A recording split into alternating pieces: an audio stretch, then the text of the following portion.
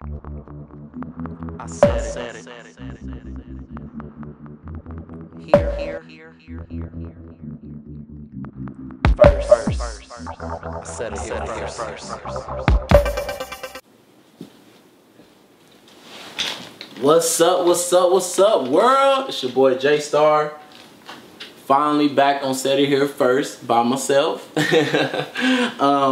I do want to say thank you for all the views, support, comments, likes, everything like that. And also I want to thank every guest that's joined the show and the ones that's still coming on the show and all the future guests. You know, please hit me up so we can get on with the next episodes. But today, I'm here to talk about the new NBA rule and let y'all know that, Set It Here First, the competition level in the NBA is about to rise, especially in conference.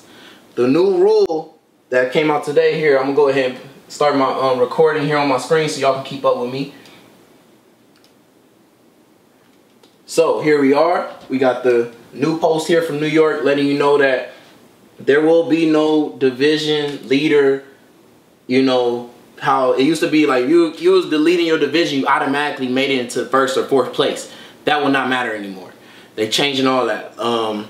Now it's only going to be based on your record, period. And why I'm gonna go ahead and say the competition level is going to rise, you know, like I said, because every game is going to mean something now when you play somebody in your conference. So if the Lakers play the Clippers, if the Clippers play Golden State Warriors, Golden State plays OKC, all those games gonna mean more now because you have to win 2 out of the 3 times they make you play them, you know. So the only thing I'm gonna touch on this later, it's gonna be the second thing I'll touch on, is that it is a conflict somewhere in this where they haven't figured this part out, but I'm gonna go ahead and suggest what I think it is gonna be the answer to it. But let's go ahead and go through what the results was of last year's standings. So we got last year's standings up here. You got Toronto, who won their division, Cleveland won their division, Atlanta won their division, Portland on the Western won their division, Golden State, and Houston. So the thing is, some of these teams be winning their division be weak. So I'm gonna go ahead and show you one. Portland, let's go to Portland right here. Portland here had OKC, which is a great team and all, but last year, who did they have? They only had Westbrook, you know, and I think Westbrook has sat out some games as well because he was injured. Utah is a young and up-and-coming team. Denver is just nothing right now. But Minnesota was a young team. So, and look at their records. Like, that's not good in the West, you know. So, the West is so hard. But, like, my thing is, Portland only had, like, 6 games over the second best team. And then, if you look, like, over here, we got 67, 57, 56, you know. And these teams over here in this division are usually, you know, of course, the Lakers in Sacramento, they're not good and stuff right now, but they're going to be up and coming too as well. But this division is usually a hard division to win. Houston, oh my gosh, the Southwest division is like the most hardest. You have the Texas Trio, then you have Memphis, New Orleans. These teams battle like crazy hard in that division to be, you know, have a top record. But it sucks because like 45 and 37 was tied with OKC, you see, in this division.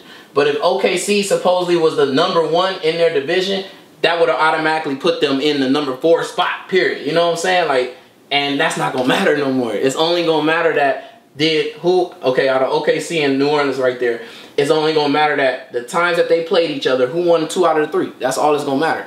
So they could be at the bottom down here. Like you see, they're at the bottom of the division. But it doesn't matter. They could be at the bottom. OKC is at the top. And they could be tied records like that. But if New Orleans beat OKC 2 out of the 3 times, then New Orleans makes the playoffs, y'all. Like, and that's crazy. Like, what's going to end up happening is like a team is going to be #1 now in their division, and they probably not even going to make playoffs. It's going to happen sooner or later.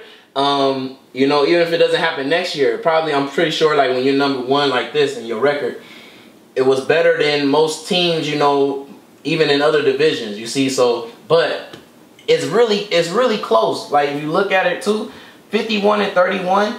So if New Orleans was 52 and 30, and then Dallas was 53 and 29, and we had the 55 here, 56. Then we had to come over here and do the 56, 67. Portland would have not made the playoffs. You see what I'm saying? Like, that's crazy. Like, even though they was #1 in their division, but 5 teams here would have had a better record than them. So that's already 5 than 3 over here probably would have had a better record than them. So that automatically would kick them out. Like, they wouldn't even make playoffs, even though they was the #1 in their team. I mean, in their division. So that's what I'm trying to say. Competition level is going to rise. Said it here first, especially in conferences. People about to be upset. Like, I mean, it's going to be some teams that just don't make playoffs, and they're going to be like hurt. They're going to be really hurt that they didn't make the playoffs because they was #1 in their division. But I'm going to go ahead and get you to the conflict. The conflict here is, you know, they got it's solved here in tiebreakers here, because when you play somebody in the Western Conference, you usually play them an odd amount of times. You know, you play them 3 times. They used to make it you play them 4 times, but they don't do that no more. So now, you know, it's 3 times, I believe, only when you see a team that's in the Western Conference. You'll play them all 3 times. And then in the East, though, if you're on the West, you only play them twice. So my thing is, say like last year's championship, it was Golden State and Cleveland. But say, if you look, you can look at like Atlanta had a close record to Golden State. They could have almost had the same record, real talk. So say though Cleveland had the same exact record as Golden State. And then they also tied in the season because they only played a freaking even amount of times, which is 2. So if they tie and both of them won 1, who gets home court advantage then the championship? You know, like they haven't, there's nothing on this. If I go back here to the article here lets you know like how they gonna separate tiebreakers and put you have home court advantage or not is making head-to-head results. Okay, but you only played each other twice and y'all both won 1. Then after that, it's gonna go by division leader. I'm sure, we go back here, I'm sure if Cleveland is 67-15, they're division leader as well, right? So then they have nothing else here. There's nothing else here. Whether a team won its division will basically decide who got home court. You see, like, and what if it met a team with the same record in the playoffs? Yeah, see, there's nothing there showing that what decides it when they play evenly and they're tied and they're both leading their division. So what I believe is going to come down to is what it used to come down to when you was on Western Conference or Eastern Conference and you played a team. You used to play a team, I believe, 4 times in your own, like in your own division. You would play 4 times, I believe, and then you would play everybody else that's not in your division in your conference though 3 times. So a lot of times teams will tie, you know, they win 2, then they win 2. So what it came down to is who won the last 2, you know, or who won the last 1 maybe. But that's usually what it came down to. Like, that's how they decide that factor. So that's what I believe they would decide if Cleveland and Golden State happen to have the same record, made it to the championship. It's going to be who won the last game. You know, like they played in November and Cleveland won, and Golden State played them again in January. And Golden State won in January, then there you go. Golden State gonna get home court advantage, which is still gonna be crazy. So that means every game is gonna mean more now, man. It's gonna mean so much more, because if that's what it comes down to have home court in a championship, because you had the same record, you're gonna think about why did we lose that last game? You know what I'm saying?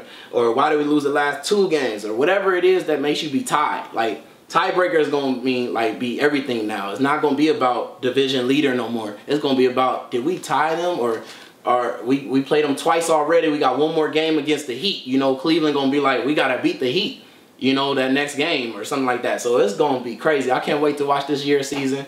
I'm so happy for the league, you know, upper people getting together and passing this rule right here.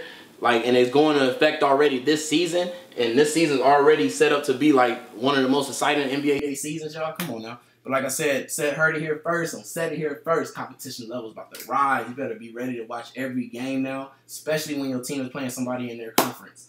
Because every game means something now. It's your boy J Star, and I'm out. Peace. I said it. Here. First. I said it here first.